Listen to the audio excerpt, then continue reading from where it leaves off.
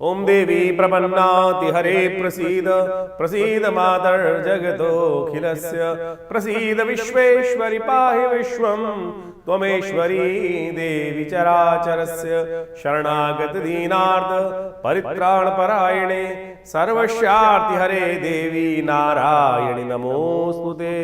नमस्कार, स्वागत है आपका आचार्य वाणी में। मैं आचार्य डॉक्टर विक्रमादित्य आपके साथ हूँ। आज का विषय हमारा है मेष राशि वालों के लिए 16 तारीख का दिन शुक्रवार का अवसर है और इस बार ग्रहों का योग जो आपकी राशि में उत्पन्न हो रहा है वो समझ लीजिए। आपकी राशि में सुबह सुबह धन योग बनकर आ रहा है जो आपकी राशि में परिवर्तन कर भाग्य में कहीं ना कहीं शुभ योग बना के दिखाई दे रहे हैं। तीर्थ का लाभ उठाइए, मंदिर के आगे जाकर सिर झुकाकर भगवान के आगे प्रार्थना कर लें, जरूर जाने का प्रयास कीजिए। देखिए परिवर्तन का योग बनेगा। जितना मंदिर में दर्शन करके आओगे उतना भाग्य आपके लिए जबरदस्त तरीके से लाभ देने की योग बनाएगा। प्रदोष का दिन ऐसे ही बन रहा है। इस वक्त प्रदोष का योग बन रहा है, बहुत सुंदर। शुक्र प्रदोष का योग जो बनता है वो लक्ष्मी को देने वाला होता है, तो ऐसे महालक्ष्मी की सुंदर आराधना करने का यदि योग बनता है तो अवश्य कराने का प्रयास करें। शाम के समय मंदिर में जाकर भगवान के श्री विग्रह के ऊपर गंध द्वारा, सुगंधित तेल के द्वारा भगवान का सुंदर अभिषेक करने का प्रयास करें। यह आपके लिए बहुत सुंदर योग बनाएगा और समस्त कष्टों को दूर करने का योग बनाएगा। 7:30 चल रही है, उससे भी निवृत्ति का योग आपकी राशि में उत्पन्न करने के योग देगा। 17 तारीख का दिन शनिवार का अवसर है, चतुर्दशी तिथि विद्यमान है और इस दिन ग्रहों का योग आपकी राशि के दृष्टिकोण से परिवर्तन कर दे रहा है। ये आपकी राशि के दृष्टिकोण से दशम भाव में बुध का प्रवेश होने का योग बन रहा है और ये दशम भाव के साथ जो 4 ग्रह एक साथ आकर चतुर्ग्रही योग बनाकर बैठे हैं, ये कहीं ना कहीं अंतर्द्वंद उत्पन्न करेगा। आधे भाव करेंगे इधर चलो, आधे भाव कहेंगे इधर चलो, तो थोड़ा सा कहीं ना कहीं आप चीज़ों को कंट्रोल करने का प्रयास करें। देखिए आपकी राशि में एक तरफ तो धन योग बना हुआ है बहुत सुंदर, तो सरल होकर चीज़ों को समझने का प्रयास करें। 7:30 चल रही है, अंधकारमय समय है, वो कहीं ना कहीं आपके समक्ष चीज़ें जो होंगी उसको कहीं ना कहीं दिखाई दृष्टि भ्रम उत्पन्न करने के योग बना सकता है। तो दृष्टि भ्रम से बचें, तो उसके लिए आपके लिए कल्याणकारी तभी बनेगा। शनिवार का अवसर है, कोशिश ये करें। आपकी राशि के दृष्टिकोण से सबसे श्रेष्ठ उपाय यह रहेगा कि हनुमान जी के मंदिर में जाकर उनको पीपल के पत्तों की माला अर्पित करने का प्रयास कीजिए और हनुमान जी कृपा से कष्ट भी दूर होने के योग बनेंगे। 18 तारीख का अवसर रविवार का अवसर है, अमावस्या तिथि विद्यमान है, मौनी अमावस्या का योग बन रहा है और आपकी राशि में इस दिन तक आपके ग्रहों को देखते हुए धन योग अभी भी विद्यमान है, राजयोग अभी भी बना हुआ है जो आपके प्रत्यक्ष सरलता से आपके लिए बहुत अच्छे रास्ते बनाने के योग बना रहा है। सरलता मत त्यागिएगा, सही रास्ता मत त्यागिएगा। आपकी राशि में इस वक्त योग दिखाई दे रहा है, सही करोगे तो सही लाभ प्राप्ति के योग बनेंगे, अशुभ करोगे तो अशुभ प्राप्ति के योग बनेंगे। मौनी अमावस्या का योग बन रहा है। देखिए मौनी अमावस्या जो होती है ना, आपकी राशि के दृष्टिकोण से इस बात को समझें कि इस दिन आपको अवश्य कुछ चीज़ों का दान करना चाहिए। काली उड़द का दान करना संपूर्ण रूप से कल्याणकारी योग बनाएगा। माघ मास की पूर्णिमा के दिन मौनी अमावस्या का योग बनता है और कहा जाता है कि मौनी अमावस्या एक बहुत शुभ तिथि मानी जाती है। इस दिन चीज़ों को समझने का प्रयास करना चाहिए। मौन यानी मौन रखने का व्रत रहना चाहिए और इस दिन कहा जाता है कि समस्त तीर्थों का जल जो होता है गंगा के समान पवित्र हो जाता है। यानी कहीं भी किसी भी तीर्थ में जाके स्नान करने से, दान इत्यादि करने से, पुण्य कार्य करने से एक तो आपके जीवन में बहुत सारे, देखिए हमारे जीवन में हर समय कहीं ना कुछ गलत कार्य होते जाते हैं और उन सब से निवृत्ति प्राप्त करने के लिए शास्त्र में कहा गया है कि हमको उससे निवृत्ति होने का कुछ ना कोई मार्ग चाहिए। आमतौर पर हम जीवन पर्यंत उन भारों को लेकर ढो नहीं सकते हैं। अब किसी से गलत हो गया कोई कार्य, ना चाहते हुए भी कुछ ना कुछ गलत कार्य, पाप युक्त कार्य हो गया, अब क्या उसको दिन भर पूरी जिंदगी लेके पीटे जाए आदमी सिर? हमारे शास्त्र में कहा कि किसी तीर्थ में जाओ, एक डुबकी लगाओ, भगवान के समक्ष अन्य श्रद्धा से कहो कि गलती से हुआ, तो ये प्रायश्चित है। जिसे दिवस में किए हुए कार्य जो है भगवान का नाम लेने से शाम को शांत हो जाते हैं। हाँ, लेकिन प्रवृत्ति गलत हो जाए। अब इसको ऐसे मत समझ लीजिएगा कि भैया कि हर रोज गलत करूं, किसी का उल्टा सीधा लूटू लाटूं और शाम को गंगा में जाके स्नान कर लूं, फिर नहीं होने वाला। गलती से कोई कभी कभार कोई कार्य हुआ और उसकी निवृत्ति के लिए तो आप ये कार्य कर लें तो बहुत अच्छा होगा। लेकिन मौनी अमावस्या तो अद्भुत योग लेकर आती है। कोशिश ये करें जो अज्ञानता में हुए दुष्कर्म हैं उनसे निवृत्ति के लिए एक डुबकी किसी भी तीर्थ स्थल में जाकर लगाने से समस्त कष्टों को दूर करने वाली है। पितरों के निमित्त इस दिन जो तर्पण इत्यादि कर सकते हैं, वस्त्रों का दान कर सकते हैं, काली उड़द का दान कर सकते हैं, ये अवश्य यथाउचित भाव से करने का प्रयास करें। देखिए भगवान की कृपा से कष्ट दूर होने के अद्भुत योग बनते दिखाई देते हैं। ये अमावस्या बेहद खास है, तो इसलिए कोशिश करें एक प्लेट लेकर घर से भोजन बनाएं और मंदिर में ले आइए। गाय को खिला दीजिए, श्वान को डाल दीजिए 2 टुकड़े लेकर जमीन पर, कहीं कौवे के निमित्त डाल दीजिए, चींटियों को डाल दीजिए। इस प्रकार से शास्त्र में किसी भिक्षुक को दे दीजिए। तो ये जो यज्ञ इत्यादि होते हैं, इनका ये कार्य करने से, पंच महाभूति का यज्ञ कर लेने से, बलि विश्वदेव यज्ञ कर लेने से कहा जाता है बहुत सारे कष्ट दूर होने के योग बना लेते हैं। तो मेष राशि वालों, 19 तारीख का दिन, जनवरी का दिन जो आपकी राशि के अनुसार से दिखाई दे रहा है, जान लीजिए सोमवार का अवसर है और इस दिन से माघ मास की प्रतिपदा आरंभ हो रही है। शुक्ल पक्ष की प्रतिपदा, गुप्त नवरात्रि का आरंभ होने का योग दिखाई देता है। आपकी राशि के दृष्टिकोण से देखा जाए तो ये समय बड़ा अनुकूल है आपके लिए। आपके द्वारा किए गए कर्म जो हैं वो कई प्रकार से पॉजिटिव रिजल्ट लाने के योग बनाएंगे। आमतौर पे हमारे मनोमस्तिष्क में रहता है मेहनत करूंगा, कोई और कार्य करूंगा, ऐसा करूंगा, वैसा करूंगा। तो जितनी मेहनत करोगे उतना लाभ देने के योग ग्रह आपके लिए बना के दिखाई दे रहे हैं। पंचग्रही योग आपकी राशि में राज्य भाव में बनकर बैठ गया है और ये पंचग्रही योग बहुत विशेष आपकी राशि में स्थान रखता है। तो ऐसे में इन समस्त ग्रहों का प्रभाव आपको अच्छा दिखाई देगा। नया संपर्क स्थापित होने के, कहीं ना कहीं नई दोस्ती बनने के योग कहीं ना कहीं बन सकते हैं। माँ भगवती का आशीर्वाद लेकर कार्य करने का प्रयास करना चाहिए। गुप्त नवरात्रि आरंभ हो रही है 19 तारीख से। माघ मास की प्रतिपदा से गुप्त नवरात्रि आरंभ होती है। आमतौर पर चैत्र और अश्विन की नवरात्रि जो है लोग जगत पूछते आए हैं, लेकिन गुप्त नवरात्रियों को भूल जाते हैं। गुप्त नवरात्रि गुप्त रूप से अपनी मनोकामनाओं की पूर्ति के लिए बड़ी अद्भुत मानी जाती हैं। आमतौर पर इसके लिए पंप एंड शो करने की आवश्यकता नहीं होती है। बड़ी श्रद्धा के साथ दुर्गा सप्तशती का कोई भी मनोकामना हो आपकी, कोई भी मनोकामना, आमतौर पे अनेक मनोकामनाएं मन में हिलोड़े लेती रहती है कि ये हो जाए, ऐसा हो जाए। और आप माने जब आपके पुण्य बढ़ेंगे ना तब आपकी मनोकामना पूर्ण होगी। चाहे तो इस जन्म में किए हुए पुण्य हो या पूर्व जन्म में किए हुए पुण्य हो, लेकिन पूर्व जन्म तो हमको याद नहीं रहता है। लेकिन आप सत्य माने, जो कुछ आपके जीवन में भोग आ रहा है या कष्ट या सुख जो आ रहा है वो सब पूर्व अर्जित कर्मानुसार आ रहा है। पुण्य पाप को आप अच्छे से एनालाइज कर सकते हैं। अब एक समझें कि बहुत सारी बात ऐसी होती हैं कि एक छोटा बच्चा था, राजयोग में पैदा हुआ, पुण्य था ना, पूर्व अर्जित कर्म था। आत्मा ने कहाँ किस प्रकार से भगवान के योग के अनुसार से प्राप्त हो गया उसका सुंदर स्थान। और वही एक बच्चा जन्म से ही कष्ट लेके उत्पन्न हुआ, वो पूर्व जन्म का कर्म है। तो इस बात को समझ लीजिए, कैसे कर्म करने से नहीं, पूर्व अर्जित कर्म है। ज्योतिष की जब गणनाएं की जाती है तो उसमें दशा निकालते वक्त भुक्त भोग्य काल निकाला जाता है कि कौन से जन्म में किस दशा में मृत्यु हुई और उसका भुक्त काल कितना था, भोग्य काल कितना है, ये काल गणना के अनुसार से ज्योतिष में बताया जाता है। तो आप समझे, ये प्रत्यक्ष है। तो गुप्त नवरात्रियों में अपने पुण्यों को गुप्त रूप से बढ़ाने का प्रयास करें। एक बात समझ लीजिए, आपने कोई बहुत बड़ा पुण्य किया और आपने ढिंढोरा पीट दिया कि भाई मैंने तो इतना बड़ा यज्ञ किया है, पुण्य समाप्त। कोई लूट के ले जाएगा चुपचाप, आपको पता भी नहीं चलेगा। गुप्त रूप से बिना कहे हुए चुपचाप भगवान के मंदिर में जाकर अपने निमित्त इस समय में यज्ञ करवाएं, पूजा करें, दुर्गा सप्तशती का पाठ करें, दुर्गा सप्तश्लोकी का पाठ करने का प्रयास करें। विवेकानंद योगाश्रम में हमने इस पूरे गुप्त नवरात्रि में दुर्गा सप्तशती का विशेष यज्ञ रखा है जो 9 दिन चलेगा। आप स्वयं माँ भगवती के सिद्ध स्थली में उस यज्ञ में बैठकर यज्ञ कर सकते हैं। माँ भगवती का ये सुंदर सिद्ध स्थल है।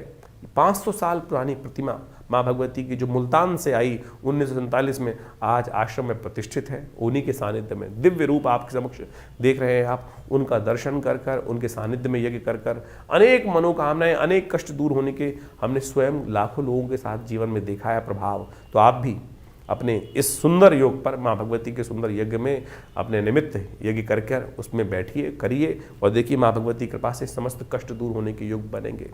ग्रह बहुत भारी चल रहे हैं, ध्यान रखना। शनि मंगल का जो सब स्थिति है वो बहुत भयावह स्थिति इस वक्त चल रही है। चतुर्ग्रही योग बनकर तैयार है और मंगल अस्त लगातार चल रहा है। ये कहीं ना कहीं फ्रस्ट्रेशन देगा जीवन में और माँ भगवती कृपा से ही समस्त कष्ट, सर्वमंगल मांगल्ये शिवे सर्वार्थ साधिके ना, माँ भगवती अमंगलों को भी दूर करती है और मंगल को भी शुभ और मंगल में परिवर्तन करने का योग बना देती है।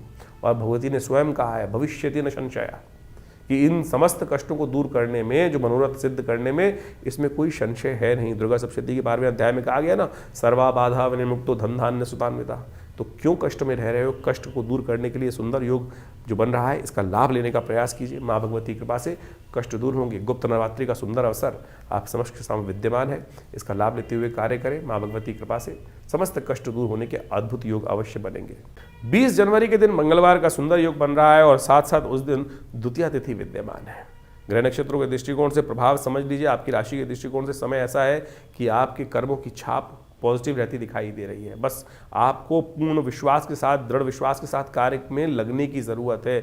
जहां चाहोगे वहां असंभव को भी संभव करने का योग आपकी राशि में इस वक्त बनता दिखाई दे रहा है। चीज़ें आपके फेवर में जाती दिखाई दे रही है। लेकिन शनि का जो दौर चल रहा है, जी हाँ दौर चल रहा है आपकी राशि में, वो कहीं ना कहीं इस वक्त भयावह रूप लेने के तैयार बैठा है। 7.5 का दौर चल रहा है आपकी राशि में और इस दिन शनि महाराज जो हैं वो विशेष तौर पर उत्तरा भाद्रपद नक्षत्र में प्रवेश करेंगे, जो शनि का अपना नक्षत्र है। ये कहीं ना कहीं आने वाले 7-8 महीने जो हैं बहुत सावधानी के साथ आपको काटने की जरूरत है।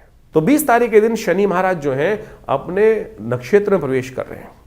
उत्तरा भाद्रपद जो नक्षत्र है वो शनि का नक्षत्र है। इसमें शनि प्रवेश करने के कारण से क्या होगा, अपने पूर्ण ताकत में आ जाएंगे और अपनी पूर्ण ताकत में आने के कारण से क्या होगा, शनि महाराज का ये प्रभाव जो है, दुष्प्रभाव जो है भयावह स्थिति में बढ़ जाएगा। और ऐसे में इस भयावह स्थिति में बढ़ने के कारण से शनि का कहीं ना कहीं जो प्रभाव है वो बहुत भयावह हो जाएगा। 7.5 का प्रभाव चल रहा है आपकी राशि के दृष्टिकोण से, तो ध्यान रखना पड़ेगा आपको। शनि के जो कुछ उपाय हो सकते हैं वो अवश्य करने का प्रयास करें। शनि के प्रभावों को ठीक करने के लिए आपको ध्यान रखना चाहिए, शनि स्तोत्र का नित्य प्रति पाठ करें। शनि स्तोत्र का पाठ नित्य प्रति करना बहुत आवश्यक है।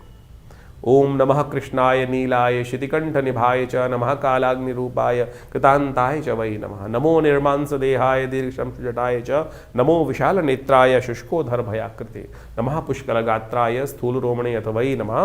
नमो दीर्घाय शुष्काय कालम दृष्ट नमोस्तुते।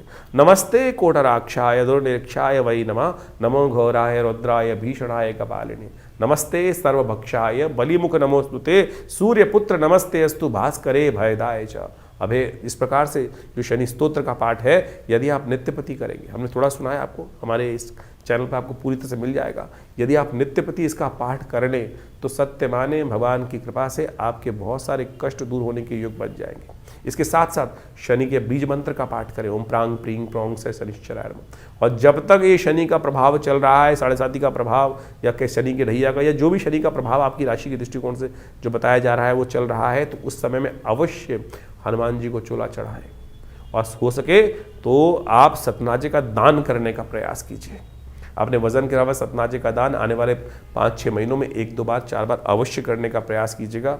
इससे शनि की कहीं ना कहीं नेगेटिव प्रभाव को रक्षा करने में आपके लिए अच्छा सहायक सिद्ध हो सकता है। तो इस समय ग्रहों का योगायोग आपने आपकी राशि के अनुसार से समझा। देखिए वास्तविक तौर पर ग्रहों का विशेष परिवर्तन का योग चल रहा है, मंगल लगातार अस्त चल रहे हैं और इस समय अभी तक आप देखें कि पिछले काफ़ी लंबे समय से मंगल और शनि का टकराव चल रहा था और उसका प्रभाव पूरे विश्व में जिस प्रकार से हो रहा है वो साफ साफ समझ में आ रहा है।